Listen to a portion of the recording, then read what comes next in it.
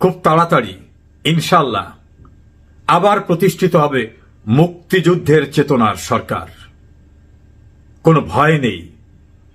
ভয়কে জয় করেই আওয়ামী লীগ বাংলাদেশের স্বাধীনতা এনেছে। অস্থির সময় বাংলাদেশের রাজনীতিতে আরো কিছু পরিবর্তন আসছে। ডাকসু নির্বাচনে জামাত ইসলামীর ছাত্র সংগঠন, ছাত্র শিবিরের প্রাধান্য, এভাবে আমরা সংবাদ দেখলাম। কিভাবে নির্বাচিত হয়েছে, কেন নির্বাচিত হয়েছে, নির্বাচনের কারণ কি, এসব বিষয়গুলো নিয়ে বিভিন্নভাবে বিশ্লেষকরা বিশ্লেষণ করছেন। আমার লক্ষণীয়, বিএনপির ছাত্র সংগঠন জাতীয়তাবাদী ছাত্র দল যেভাবে তাদের বডি ল্যাঙ্গুয়েজ, যেভাবে তাদের চলাফেরা, ছাত্রদলের প্রেসিডেন্ট এবং অন্যদের চলাফেরা, তাদের ভাষার ব্যবহার, শব্দ চয়ন, সব দেখে মনে হয়েছিল শুধুমাত্র ফলাফলটা ঘোষণা হতে বাকি, সবই তো তারা। কিন্তু সোশ্যাল মিডিয়া এবং অন্যান্য মিডিয়ায় পরবর্তীতে দেখা গেল তারা একেবারেই নাই। এবং শুধু নাই না, এক এক সময় এক একটা অবস্থান নিয়েছে। ছাত্র দলের ঢাকা বিশ্ববিদ্যালয়ের সভাপতি তো একেবারে প্রধানমন্ত্রী শেখ হাসিনার আমল খারাপ ছিল, তার চেয়ে ভয়ঙ্কর খারাপ হয়ে গেছেন আপনারা শিক্ষকদের এভাবে কথা বললেন। একাধিক প্রার্থী এসে বললেন আমি ভোট দিয়েছি, আমার ভোটটাই তো প্রার্থী পায়নি। কেউ বললেন এটা ষড়যন্ত্র হয়েছে, কেউ বলেন শাহবাগ দখল করেছি, আমরা ছেড়ে দেব না। এই নানা রকম পর্বের পরে কৌতুকপ্রদ পর্ব যেটা, বিএনপির এক এক নেতা এক একভাবে কথা বলছেন। একজন সাবেক ছাত্রনেতা, এখন বিএনপির নেতা, তিনি কথা গুছিয়ে টুছিয়ে ভালোই বলেন, যদিও মানুষ বিশ্বাস করে না। তিনি তো বলেই ফেললেন এটা ছাত্রলীগ আওয়ামী লীগের ভোটেই শিবির হয়ে গেছে। আর একজনে বললেন এর ভিতরে ষড়যন্ত্র আছে, এটা আওয়ামী লীগের লোকরা এসে ভোট দিয়েছে। তাদেরই আর এক নেতা বললেন যে পরিমাণ ভোট কাস্ট হয়েছে, এত লোক বিশ্ববিদ্যালয় এলাকা আসলে পা রাখার জায়গা থাকার কথা না, এগুলো ভোট বানিয়ে দেওয়া হয়েছে। বিএনপি স্ট্যান্ডিং কমিটির গুরুত্বপূর্ণ নেতা জনাব সালাউদ্দিন সাহেব তো বললেন ফলাফল মেনে নিয়েছি। এক একজন এক একভাবে কথা বলছেন। বিএনপির অফিসিয়াল কথা কোনটা সেটা আমরা জানি না। তবে ছাত্র শিবিরের ছেলেদের স্লোগানগুলো দেখেছি, আমার কাছে ভালো লাগেন, এটা শিষ্টাচারহীন স্লোগান। সাদিক কায়েম ডাকসুতে লন্ডন গেছে কি খবর পৌঁছেছে কিনা, মানে তারেক রহমানকে লক্ষ্য করে বিভিন্ন স্লোগান। এর কিছুদিন পূর্বে তারেক রহমানের নামের পিছনে একটা ফিমেল জেন্ডারের একটা অর্গানের নাম উল্লেখ করে স্লোগান দেওয়া হয়েছে। চাঁদা আদায় পল্টনে চলে যায় লন্ডনে, এ জাতীয় স্লোগান হয়েছে। গরুর হাট, বাজার, টেম্পু স্ট্যান্ড দখল করা দল, এভাবে তাদেরকে কথা বলা হয়েছে। এবং এটা বলছে জামাত ইসলাম, এনসিপি, এরা। আবার বিএনপির পক্ষ থেকে ৭১-এর দোসর, ৭১-এর পরাজিত শক্তি, স্বাধীনতা বিরোধী, এভাবে জামাতকে আক্রমণ করে কথা বলা হয়েছে। আবার হঠাৎ করে দেখলাম হরিহর আত্মা বলেন না, জামাতের সঙ্গে তো আমাদের খুব বেশি দূরত্ব হয়নি, আমাদের সঙ্গে জামাতের বন্ধুত্ব আছে। বোঝা কঠিন সম্পর্ক কার সঙ্গে আছে কার সঙ্গে নাই। তবে একটা হিসাব সঠিক, বাংলাদেশে ধর্মভিত্তিক রাজনীতি আমাদের সংবিধানে নিষিদ্ধ করা হয়েছিল, ৭২ সংবিধানে। জিয়াউর রহমান ক্ষমতা এসে সর্বপ্রথম তার ক্ষমতা দখল করে টিকে থাকার জন্যই ধর্মভিত্তিক রাজনীতিকে অ্যালাউ করেছিলেন সংবিধান সংশোধনের মধ্য দিয়ে, আর্টিকেল 38 সংশোধন করে। তারপরই বাংলাদেশে প্রথম বেনামিতে ধর্মভিত্তিক প্রথম সংগঠন হয় আইডিয়াল ইসলামিক ডেমোক্রেটিক লীগ। এর ধারাবাহিকতায় মুসলিম লীগ, নিজাম ইসলাম, বিভিন্ন রকম দল চলে আসলো, পরবর্তীতে জামাত ইসলাম, নানাভাবে। অর্থাৎ ধর্মভিত্তিক রাজনীতি জিয়াউর রহমান শুরু করলেন এবং ধর্মীয় রাজনীতি করে যারা বিতর্কের ভিতর ছিলেন তাদেরকে তিনি পৃষ্ঠপোষকতা দিলেন। শাহাজিজকে, জয়পুরহাটের আব্দুল আলিমকে, খানে সবুরকে, মশিউর রহমান জাদু মিয়াকে, মাওলানা আব্দুল মান্নানকে, বিভিন্নভাবে রাজনীতিতে ধর্মভিত্তিক রাজনীতি যারা করতেন তাদেরকে তিনি পুনর্বাসন করলেন। এভাবেই বাংলাদেশে শুরু হয়ে গেল। এবং স্বাধীনতা যুদ্ধের সরাসরি বিরোধিতাকারী পূর্ব পাকিস্তান পুনরুদ্ধার কমিটির প্রধান গোলাম আজমকে বাংলাদেশে পাকিস্তানি পাসপোর্ট নিয়ে এসে বাংলাদেশে থেকে যাওয়ার সুযোগ করে দিলেন। কোর্টকে ব্যবহার করে বিভিন্নভাবে তিনি বাংলাদেশে থেকেই গেলেন এবং বেশ কিছুদিন তিনি ছিলেন রাগঢাক করা জামাতের আমির। তখন ভারপ্রাপ্ত আমির বলা হতো আব্বাস আলী খানকে। ওনার নামটা সরাসরি বলা হতো না, যেহেতু তখন ওনার মামলা নিষ্পত্তি হয়নি ইত্যাদি ইত্যাদি। এভাবেই বাংলাদেশে ধর্মভিত্তিক রাজনীতির উত্থান ঘটান জিয়াউর রহমান। তার হাত ধরে পরবর্তীতে এরশাদ, পরবর্তীতে বেগম খালেদা জিয়া। ঢাকা বিশ্ববিদ্যালয়ে কখনোই ধর্মভিত্তিক কোন ছাত্র সংগঠন ডাকসুতে নির্বাচিত হয়নি। ডাকসুর ঐতিহ্য, ঢাকা বিশ্ববিদ্যালয়ের ঐতিহ্য বাংলাদেশের ভাষা আন্দোলন থেকে শুরু করে গণ অভ্যুত্থান, সামরিক শাসন বিরোধী, মুক্তিযুদ্ধ, সবকিছুতে ডাকসুর গৌরবময় ভূমিকা। সেই ডাকসুতে আজ একটি ধর্মভিত্তিক রাজনৈতিক দলের ছাত্র সংগঠন নির্বাচিত হল। এটা মুক্তিযুদ্ধের মধ্য দিয়ে অর্জিত বাংলাদেশের জন্য সুখকর খবর না। তবে এটা দিয়ে আওয়ামী লীগকে ভয় দেখাবার কোনো কারণ নেই। আমাদের হিসাব নিকাশ আছে, বাংলাদেশে ধর্মভিত্তিক রাজনীতি যারা করেন তাদের ভোটের সংখ্যা কত। ঢাকা বিশ্ববিদ্যালয়ের প্রেক্ষাপটটা ডিফারেন্ট। ছাত্রলীগ ইলেকশন করতে পারেনি সেখানে। মাদ্রাসা থেকে আসা ছাত্র সংখ্যা কি পরিমাণ ছিল। বিএনপি ছাত্র সংগঠন এবং স্বতন্ত্র প্রার্থীদের কথা যদি ধরি, কারচুপি হয়েছে, অন্যরকম কিছু হতে পারে, আমি সেটাকে নিয়ে বিতর্কিত করি না। তবে এইখানে একটা বিষয় মনে রাখতে হবে, এই ডাকসুতে বিভিন্ন সময় জাসদ থেকে, বাসদ থেকে, বিভক্ত বাসদ থেকে বিভিন্নভাবে ডাকসুতে নেতা নির্বাচিত হয়েছেন। সেই নেতারা যখন রাজনৈতিক সংগঠন করেছেন তখন কিন্তু চোখ বন্ধ করে মনের দৃষ্টি দিয়ে দেখুন কোথায় দাঁড়িয়েছে তারা। রাজনীতিতে কিন্তু ঠাঁই ওভাবে হয়নি। মৃদু মৃদু প্রদীপ জ্বালিয়ে রাখছেন কেউ কেউ বিভিন্ন সংগঠনের নামে। যেমন ডাকসুর ভিপি মাহমুদুর রহমান মান্না আমার ব্যক্তিগত অত্যন্ত আপনজন। তিনি ডাকসুতে ভিপি ছিলেন, চাকসুতে নেতা ছিলেন। ডাকসুর ভিপি ছিলেন আখতারুজ্জামান, ডাক্তার মোস্তাক, সুলতান মোহাম্মদ মনসুর থেকে শুরু আরো অনেকেই ডাকসুতে বিভিন্ন সময় নির্বাচিত যারা ছোট ছোট সংগঠন থেকে হয়েছেন।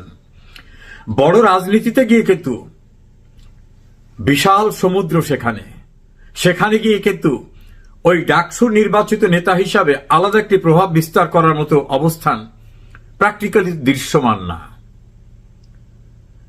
জাতীয়তাবাদী ছাত্র দল থেকেও ডাকসুতে অনেকে নেতা নির্বাচিত হয়েছেন। তো মূল রাজনীতিতে গিয়ে তাদের অবস্থানটা কোথায় সেটা খতিয়ে দেখবেন। ফলে ডাকসুতে ছাত্র শিবির নির্বাচিত হওয়া মানে আওয়ামী লীগ শেষ হয়ে গেল, তাহলে ধর্মভিত্তিক রাজনীতি বাংলাদেশে প্রতিষ্ঠিত হয়ে গেল, এটা ভাবার কোনো কারণ নাই। যে সময় বিএনপির সঙ্গে জোট করে জামাত নির্বাচন করেছে সেই সময় কত পার্সেন্ট ভোট পেয়েছে, টোটাল ভোটের সংখ্যা কত ছিল, যৌথভাবে ইলেকশন করার পরেও পৃথকভাবে যখন করেছে তখন তাদের ভোটের সংখ্যা কত, সেই আঙ্গিকে যদি একটু অ্যানালাইসিস করি তাহলে দেখা যাবে বাংলাদেশে সাম্প্রতিক সময়ে ব্র্যাক বিশ্ববিদ্যালয়ের যে একটা গুরুত্বপূর্ণ সার্ভে হয়ে গেছে সেখানে 10% মানুষ জামাতকে ভোট দেবেন এমন কথা বলেছেন। মনে রাখতে হবে 100%-এর ভিতর 10%। বিএনপির কথা বলছেন 12%, এনসিপির কথা বলেছেন 2%, আওয়ামী লীগের কথা এত দুঃসময় আওয়ামী লীগের তারপরও সেখানে বলেছেন 7%, আর 14% বলছেন কাকে দেব আমি মুখ খুলব না। তা অ্যানালাইসিস যারা করেন, পলিটিক্যাল বিষয় নিয়ে যারা স্টাডি, তারা বলেন যে এই মানুষগুলো আওয়ামী লীগের, কেননা মুখ খুললে তাদের উপর একটা মব আসতে পারে, সে কারণে তারা মুখ খুলতে চায় না। তা আমি যদি 14 এবং 7কে ধরি তাহলে যেটা হয় সেটা বিশাল। আর 48% মানুষ বলছে আমরা এখনো সিদ্ধান্ত নেইনি। তো যদি বিএনপি করতেন বা জামাত করতেন বা এনসিপি করতেন, তারা সিদ্ধান্ত না নেওয়ার তো কোনো কারণ নাই। আওয়ামী লীগের বিরুদ্ধে তীব্র গালিগালাজ আছে, 16 বছরের শাসন, নির্যাতন, অত্যাচার, কত কথা। তাহলে তার সিদ্ধান্ত নিতে আর বাকি থাকার কথা না। সিদ্ধান্ত যারা নেয়নি এই অংশটা নিশ্চয়ই জামাত, বিএনপি বা এনসিপি করেন না। এরা আইদার আওয়ামী লীগ অথবা আওয়ামী লীগের অ্যালায়েন্সের লোকরা। কারণ বিএনপি করলে তো বিএনপির এখন যে পরিবেশ,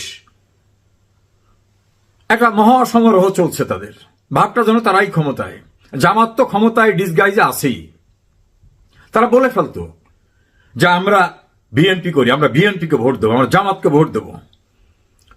এই দুঃসময় আওয়ামী লীগের, তা সত্ত্বেও 7+% লোকেরা বলেছে আওয়ামী লীগকে ভোট দেব, আর 14% মুখ খুলতে চাননি।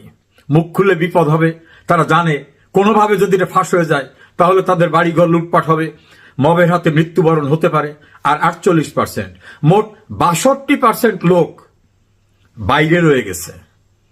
তো বিএনপি এবং জামাত আর এনসিপি সবাই মিলে ঐক্যবদ্ধভাবে যদি ইলেকশন করে, আর যদি নির্বাচনে সকল রাজনৈতিক দলের অংশগ্রহণের সুযোগ থাকে, তাহলে কি অবস্থা হবে?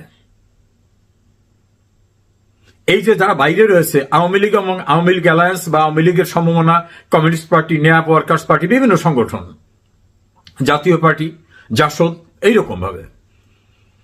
আর যদি জামাতি নির্বাচন করে আলাদা, তাহলে বিএনপির সঙ্গে অ্যালায়েন্স করে জামাত যে ভোট পেয়েছিল, আমার ব্যক্তিগত ধারণা সেই পরিমাণ ভোট পেতে পারে। আসন সংখ্যা 2-4-5টা বাড়তেও পারে।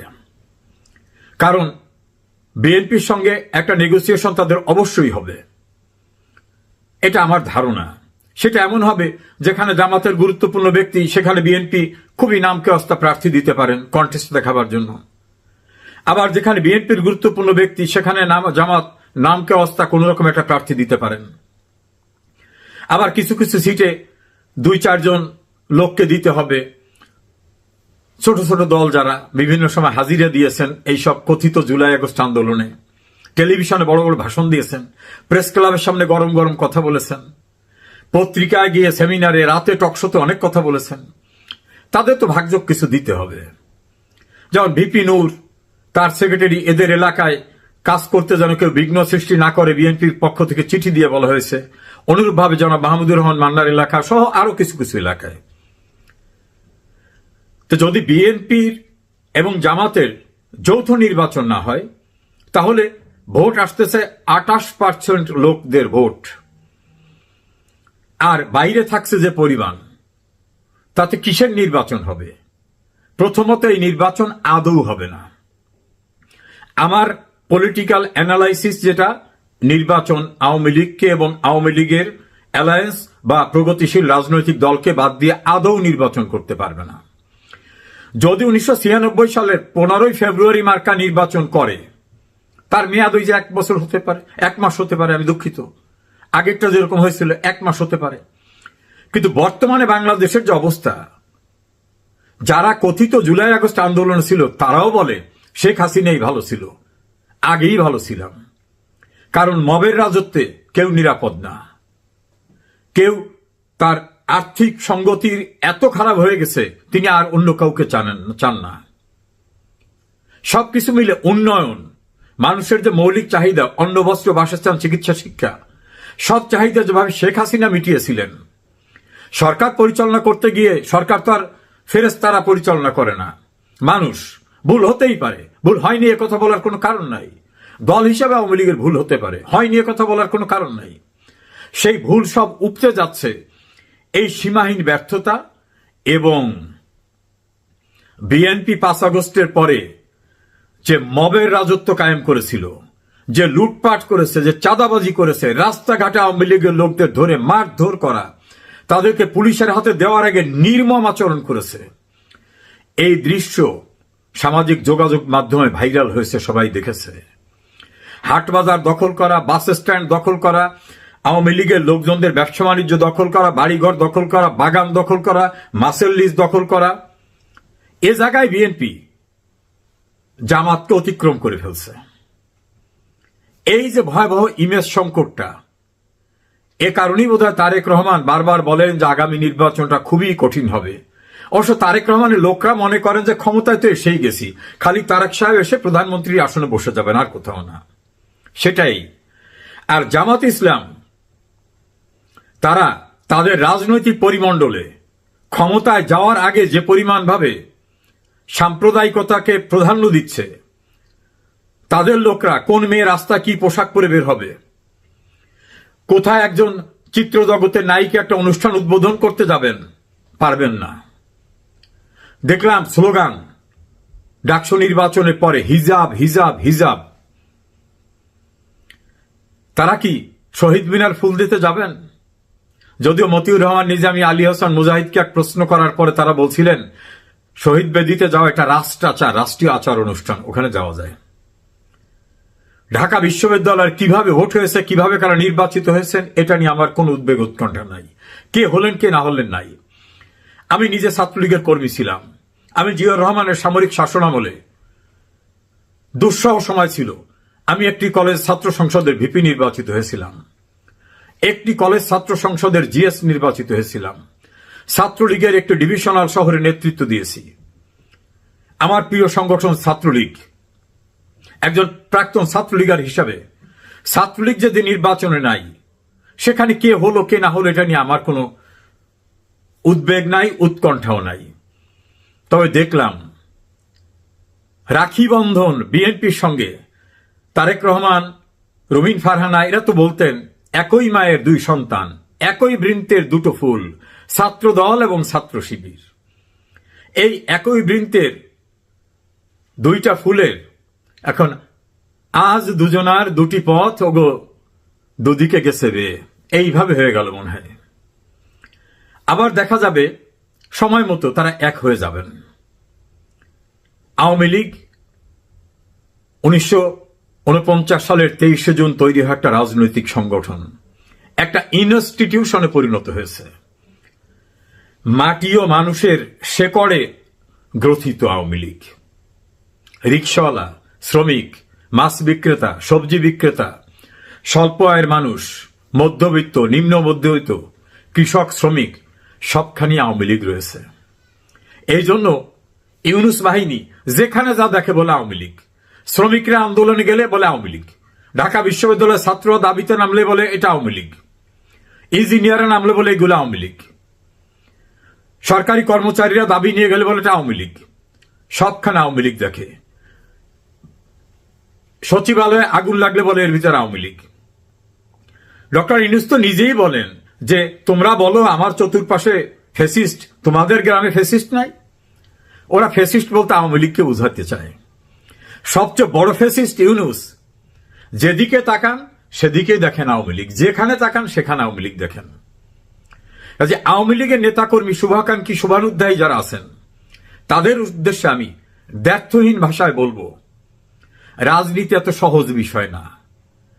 ঢাকা বিশ্ববিদ্যালয়ে কে নির্বাচিত হলো কে হলো না, এর সঙ্গে জাতীয় নির্বাচন সম্পৃক্ত না। ঢাকা বিশ্ববিদ্যালয় ডাকসুতে মাহমুদুর রহমান মান্না নির্বাচিত হননি বাসদ থেকে, অন্যান্য সংগঠন থেকে আরো অনেকে নির্বাচিত হয়েছেন না। তাতে কি দেশের রাজনীতির কোনো পরিবর্তন হয়েছে? আওয়ামী লীগ একটা আদর্শ, একটা বিশ্বাস, একটি ভালোবাসা এবং বাঙালি জাতির ইতিহাসে যা কিছু গৌরবময় অর্জন সব এসেছে আওয়ামী লীগের নেতৃত্বে। কাজী মানুষের ঠিকানা আওয়ামী লীগ, মানুষের আস্থা শেখ হাসিনাতেই। কি মামলা করতেছে, কোন মামলায় সাজা দেবে, কোথায় ডাকসুতে কে কি হচ্ছে, এগুলো উড়ে যাবে ফুয়ের সঙ্গে। এইসব সাজানো বানোয়াট মামলা সাজা দেওয়া বাতাসের আগে উড়ে যাবে ইনশাল্লাহ, সেদিন খুব দূরে না। আর যারা এই সাজানো নাটক, বিচার ব্যবস্থা, কাহিনী সাজাচ্ছেন, এরা পালাবার সুযোগ পাবে না। আওয়ামী লীগ যারা করেন বা মুক্তিযুদ্ধের চেতনায় বিশ্বাস করেন, তারা ঐক্যবদ্ধ থাকেন, ইনশাল্লাহ আবারও উন্নয়নের অগ্রযাত্রাকে অপ্রতিরোধ্য গতিতে এগিয়ে নিয়ে যাবে। সেদিন খুব দূরে না। ডাকসু নিয়ে উদ্বেগ উৎকণ্ঠায় সময় কাটাবার কোনো কারণ নাই। আমরা আসব এবং সেদিন খুব দূরে না।